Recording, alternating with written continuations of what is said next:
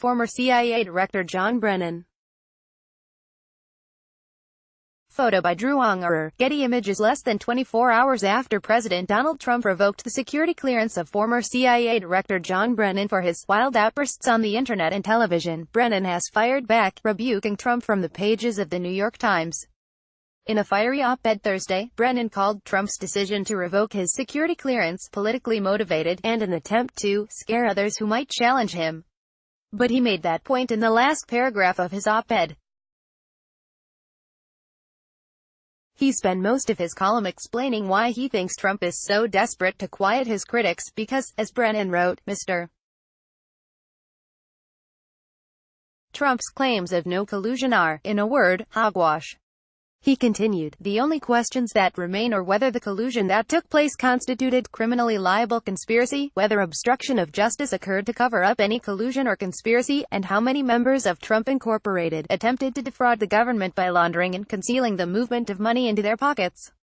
A jury is about to deliberate bank and tax fraud charges against one of those people, Paul Manafort, Mr. Trump's former campaign chairman,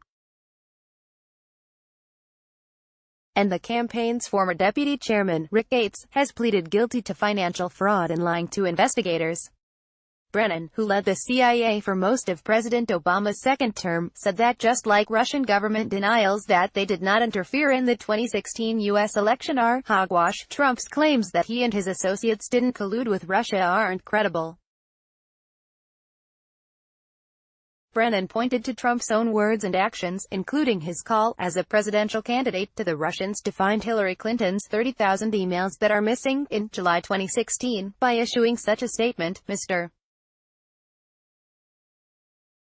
Trump was not only encouraging a foreign nation to collect intelligence against a United States citizen, but also openly authorizing his followers to work with our primary global adversary against his political opponent.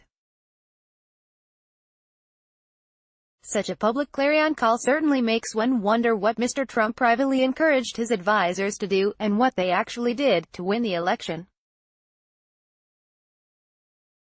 While I had deep insight into Russian activities during the 2016 election, I now am aware, thanks to the reporting of an open and free press, of many more of the highly suspicious dalliances of some American citizens with people affiliated with the Russian intelligence services.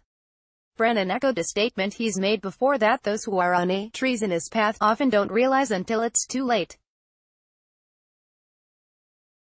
He cited Russia's efforts to cultivate relationships with people within the U.S.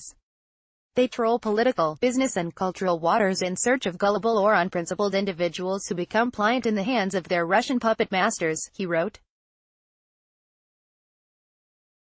Too often, those puppets are found to be clear. Brennan doesn't provide any new evidence of collusion between Trump or his associates in Russia. This isn't some big reveal of classified information from a former intelligence official who is finally speaking out. This is merely Brennan looking at the publicly available facts and coming to his own conclusions, the same conclusions he's made over and over publicly before. The only evidence he actually provides of possible collusion by Trump himself is just that statement from the campaign trail about Russia hacking Hillary's emails. Brennan insinuates a lot, but his case for collusion by Trump isn't anything we haven't already heard before. Brennan's conclusion is simple, and sure to incense Trump even further. Let Special Counsel Robert Mueller do his job without interference from Mr. Trump or anyone else, so that all Americans can get the answers they so rightly deserve. Brennan's op-ed homes in on both on the chilling precedent Trump is setting by retaliating against critics and perhaps part of the president's motivation to distract from and discredit Mueller's Russia investigation. Besides Brennan, the White House is considering revoking clearances from a slew of other former top law enforcement and intelligence officials, or preventing those who've already lost them from obtaining them in the future. Many of those people feature prominently in the Russia investigation, including former FBI Director James Comey, former FBI Deputy Director Andrew McCabe, and former FBI agent Peter Strzok. Trump, of course, is not backing down.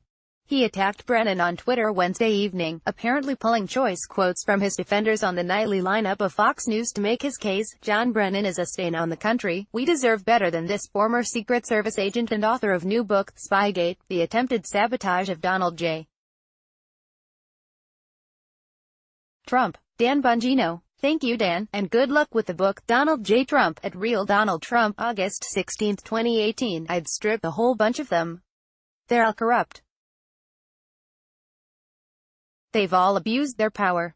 They've all betrayed the American people with a political agenda. They tried to steal and influence an election in the United States. At Sinhana T. Donald J. Trump, at Real Donald Trump, August 16, 2018. But Trump's retaliation against Brennan has only amplified his criticism. From Brennan's op-ed to comments the former CIA director made Wednesday on Twitter and on television. I've seen this type of behavior and actions on the part of foreign tyrants and despots and autocrats for many, many years, Brennan said Wednesday, calling into MSNBC. I never thought I'd see it in the United States.